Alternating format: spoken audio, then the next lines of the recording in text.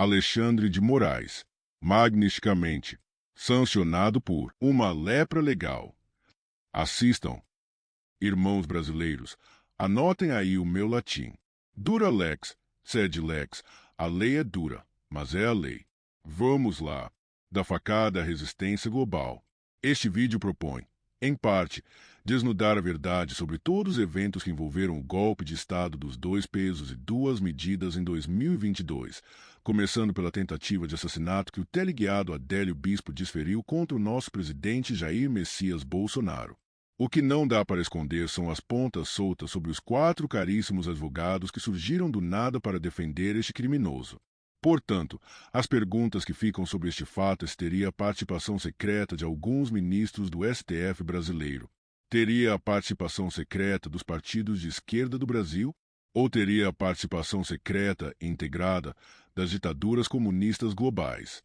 Afinal, qual foi o esquema satânico estabelecido?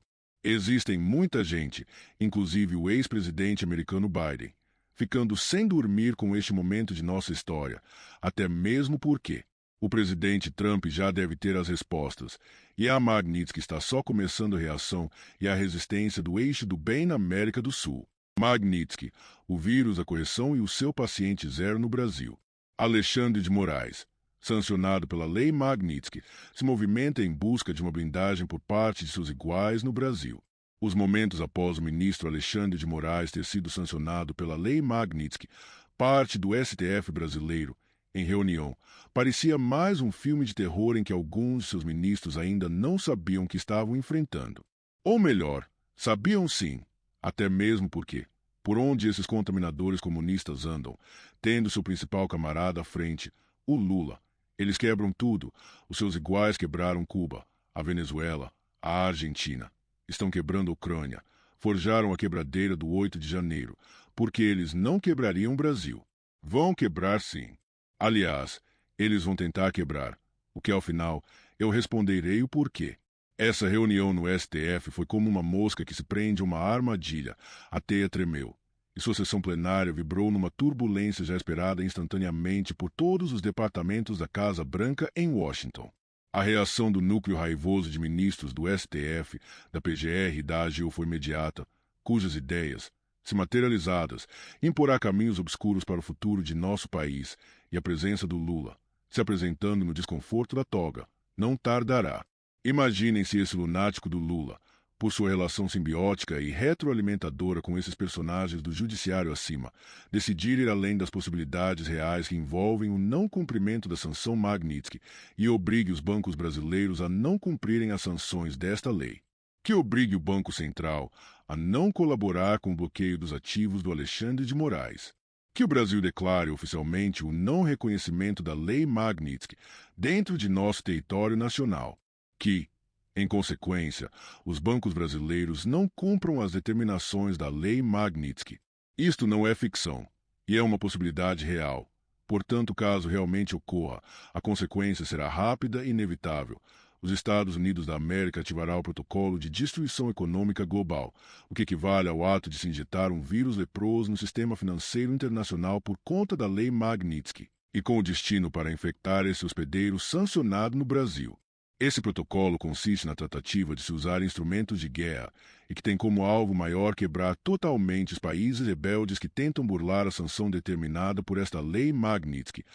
Portanto, salientamos aos esquerdistas limitados intelectualmente que a Magnitsky não é nova e sua força e poder é muito conhecida por vários atores públicos sancionados pelo mundo.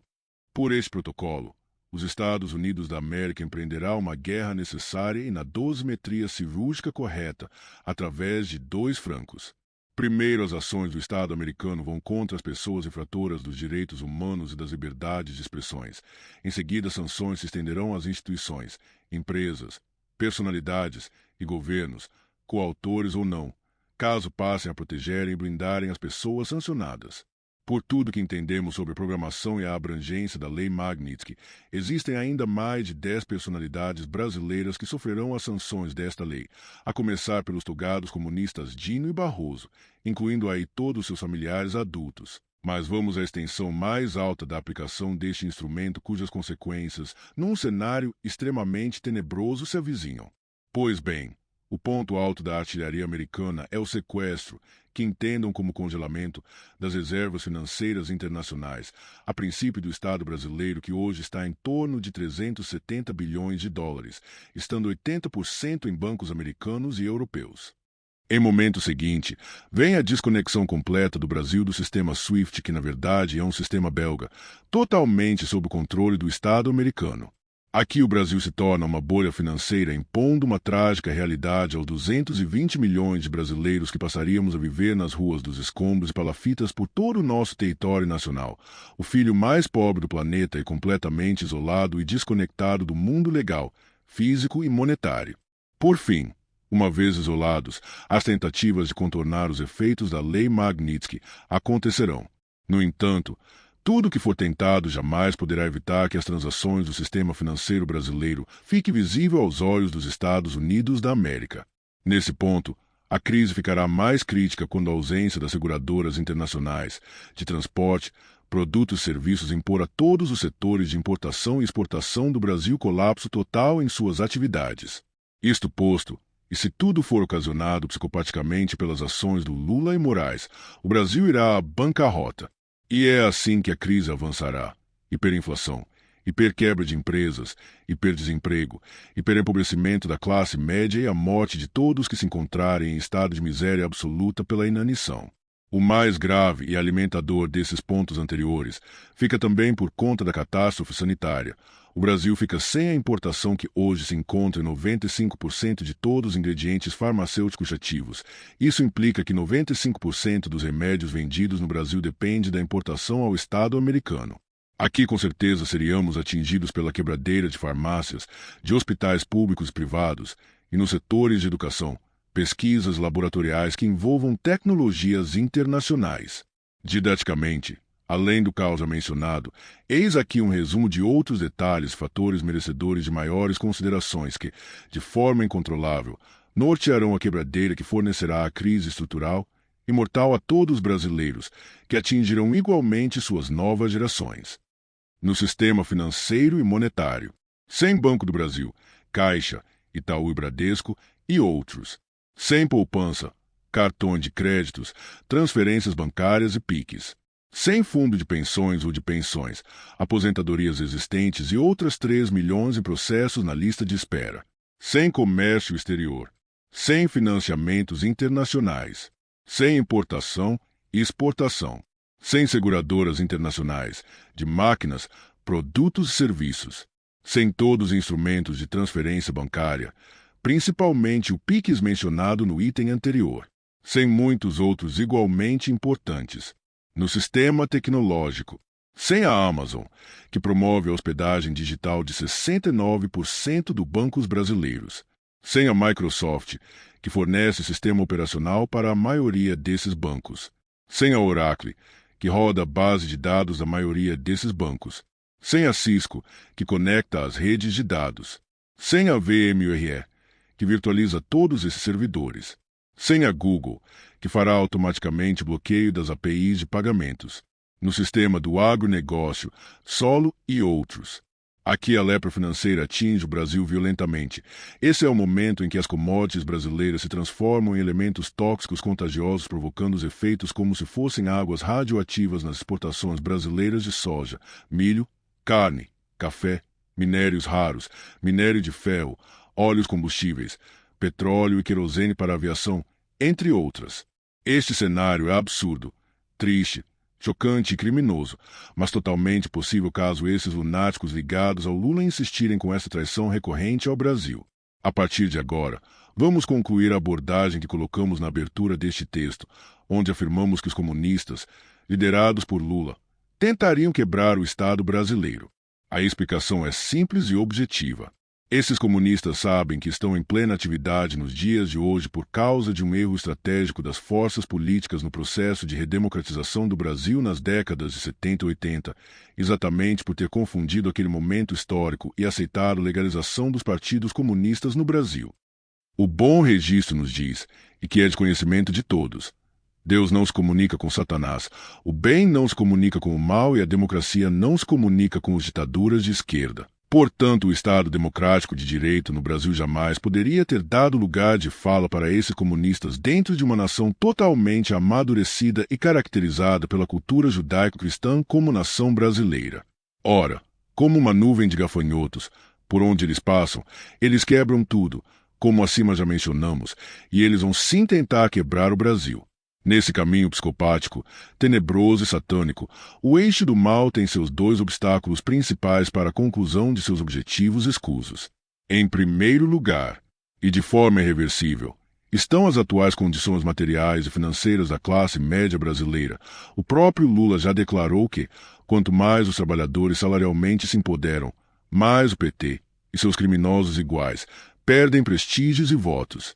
E, em segundo lugar, está o avanço, também irreversível, do patriotismo do povo brasileiro, muito bem caracterizado pelo crescimento exponencial do sentimento cívico verde e amarelo no Brasil. Portanto, ao Lula e aos seus objetivos estratégicos de alimentação das finanças da Rússia, não interessa nenhuma negociação com os americanos. O comportamento do Lula indo na China, na Rússia e no BRICS no Rio de Janeiro, sistematicamente tentando desconstruir o dólar e o sistema monetário do povo norte-americano, é sim, ou melhor, são sucessivas e constantes declarações de guerra, o que se firma numa profunda traição à nação brasileira. E nesse contexto, Lula não está só.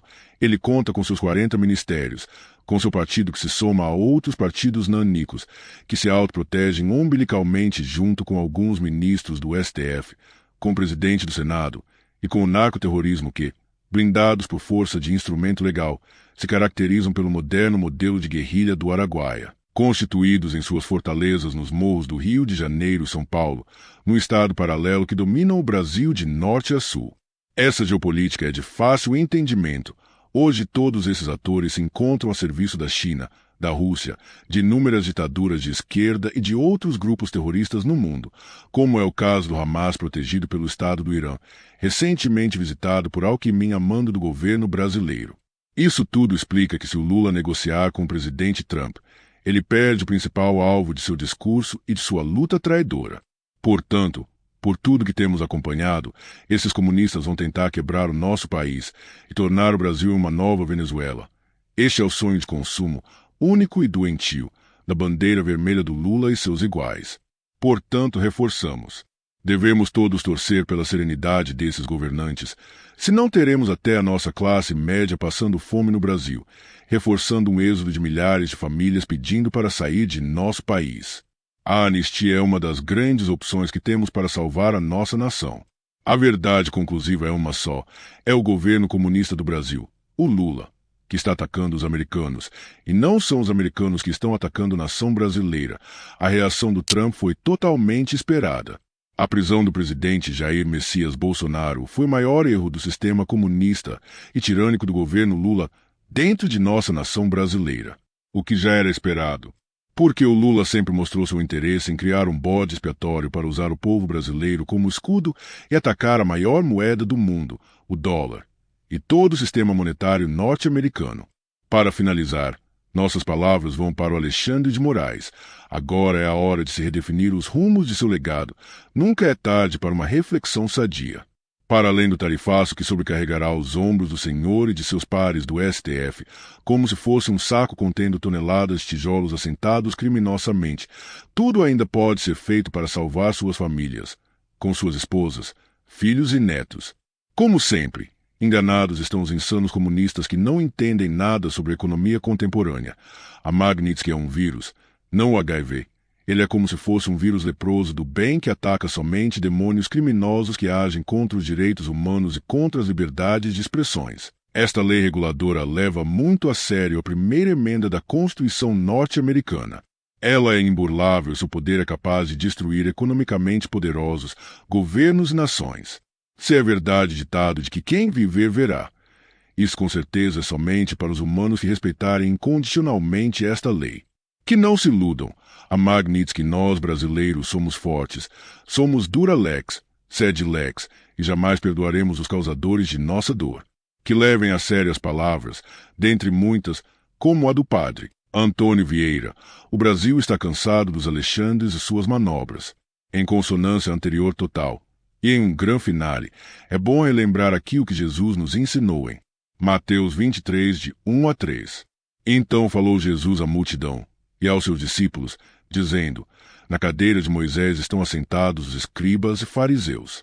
Todas as coisas, pois, que vos disserem que observeis, observai-as, fazei-as, mas não procedais em conformidade com as suas obras, porque dizem e não fazem, na certeza de que a primavera e o 7 de setembro se sucederão, magnisticamente. Também temos a certeza de que vamos destronar esses insanos comunistas que se encontram assentados na cadeira de Moisés. Para que voltemos à paz, que Deus abençoe o Brasil, que Deus abençoe os Estados Unidos da América. Por L. Moreira. Goiânia, 19 de agosto de 2025. Goiás, Brasil.